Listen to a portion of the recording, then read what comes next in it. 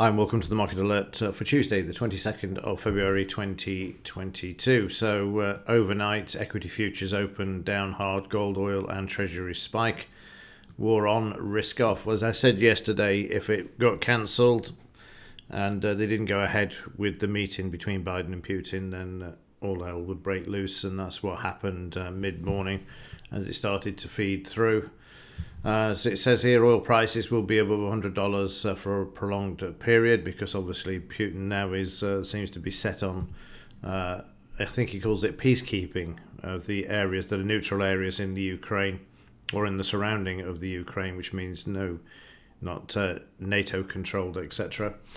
So yeah, it's certainly going to be one to watch over the next few days. It looks like game on at the moment, doesn't it? So added to the fact that crude oil going up and obviously escalating inflation as well, we're certainly going to be heading into interesting times, if not already, with hyperinflation already dominating the economic news items as well.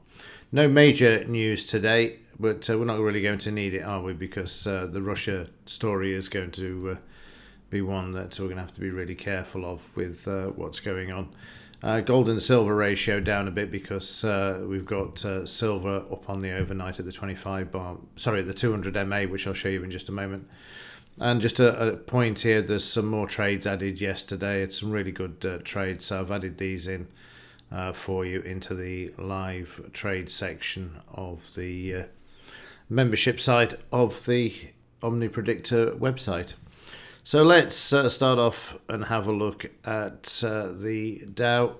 As we can see at the moment, we've got the market gapping down significantly there, straight through the 89 yesterday. It took a moment or two to get there, but eventually we went through. So I'm just going to draw some new fibs in here just to see where we are. So from this low to this high, you can see that more or less the low of the gap down bar there is at 89%. So we can remove all of these other fibs here.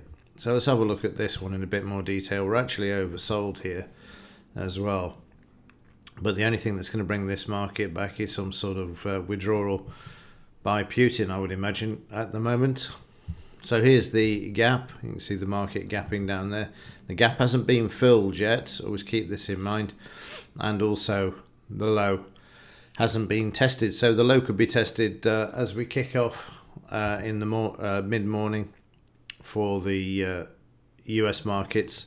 So I'm stumbling here because I'm just looking at trying to grab all the detail. I'm a bit late this morning because the internet wasn't working and I managed to get it up and running. So I didn't think there would be an alert this morning. So I'm scratching around a bit here trying to see where we are. So yeah, in the 30-minute chart, we've pulled back to 78%. We've got demand, we're oversold, and we've been moving to the upside. But at the moment, we're seeing the opposite of from here down to here. We're stuck at 89% there, with the market being overbought at this point. So we could see a test of the lows, but the low is going to be crucial. And also fill in this gap as well. It'd be very unusual to have a gap down in the daily chart like this without the gap being filled. Not necessarily today, but certainly over the next couple of days. So we're certainly in an oversold situation across the board for the Dow there.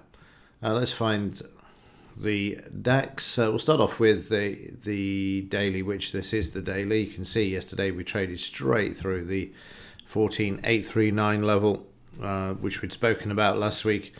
Straight through it. No major selling though, as we can see in the volume. We're certainly in the lower half of the stochastics there, so into the oversold area.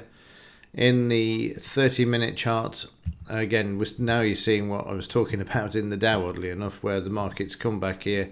Then we had the rally. We had a double top here where we've had some selling coming in, and now we're sitting at the low. Crucial the market holds at this level, but we are overbought and some divergence here as well, which needs to be recalibrated with an oversold situation. So watch the low there. In fact, let me just Go step back a bit into the weekly chart, and you can also see that yesterday we took out these two levels. The 812, again, we looked at this last week. That's why it's important to make a note of these areas. And in the bigger picture, if we continue to move lower today in the DAX, we're at 62% there at the moment. So again, that needs to hold, which it's not doing at the moment. I'll just redraw that again. Got a bit too excited there, removing the numbers. There we go, the right way round now. So the bigger picture downside targets for the DAX, which is quite some pullback. But if we look back to March of last year, we've been here before. They just managed to bring the market back. But again, you can see we've been sideways for some time now, as the market has had no direction because of inflation, too many pressures, rate increase coming on the 16th of March as well. And in the 30-minute yesterday, as I looked, we were overbought. We moved the market to the oversold, crossover in stochastics, and then it was just south. And this is at the point when it was announced that the talks weren't working, and then Putin made his statement in the evening, of course.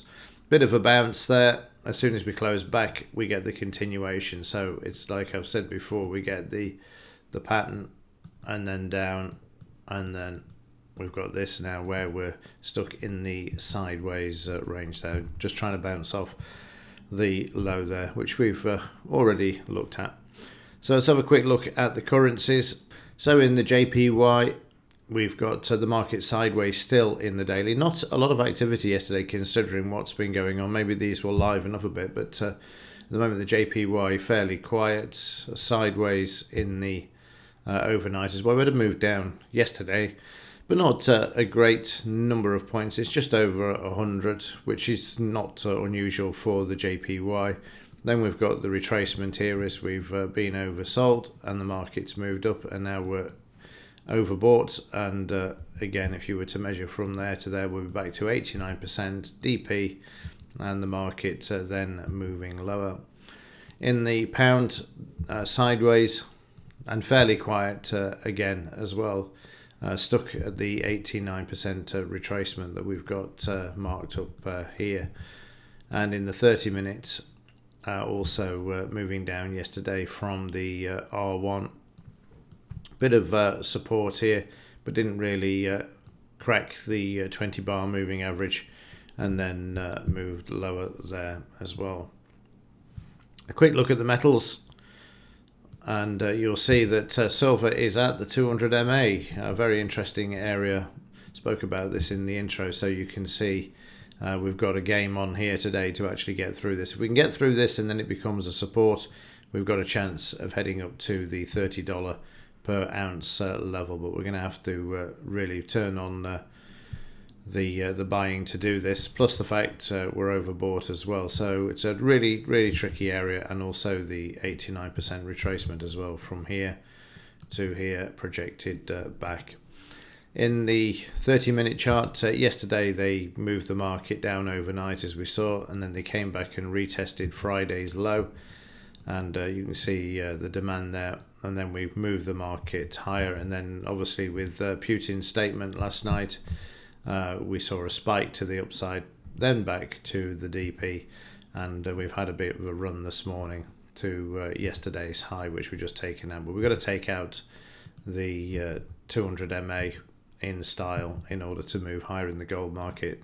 Gold higher too. I'm going to go to the monthly chart of gold because we can't see where we're heading. So I'm just going to add these in as well, because we've got one here, and the one here. So there's the all-time high for gold. It's 2,076, and silver's nowhere near. It's still 60% cheaper than it was in 1979 and 2011, whereas gold is 3 times the price, or no, not 3 times, 2.5 times the price of its all-time high. So again, you can see the potential for the silver price. So gold, 1916 obviously is the next level, and then 1965, 2076. Well, 2000 obviously is going to be a real play for this market. It's going to be a tough one. You can see how long the market's had to consolidate, how many months it's been sideways before. The events of war to try and move it to the upside. Yeah, so oil above the recent high 96.74, continuing to move higher as we saw in the start of the market alert. Prices to remain above $100 for some time. In the 30-minute charts, there you can see activity overnight also moving to the upside off a pullback there and continuing on the upside. And I think that's it, apart from a quick look at the dollar, which is moving to the upside, which you'd expect. Flight to quality. I use the term quality very loosely because all currencies are devaluing because of the amount that's being printed. So hence why it's probably the better of a bad bunch. Simple as that. Okay, that will do it for this one. If there is anything else to report, I will let you know. Keep an eye on the volatility today because any missile that's fired, keep tight stops because you will see the market fall out of bed if Putin does fire a single missile. So, we've got that to contend with, unfortunately, but that's the way it is at the moment. But the volatility is great. You just got to be very careful about protecting positions. Okay, that's it. As ever, thanks for watching. See you in the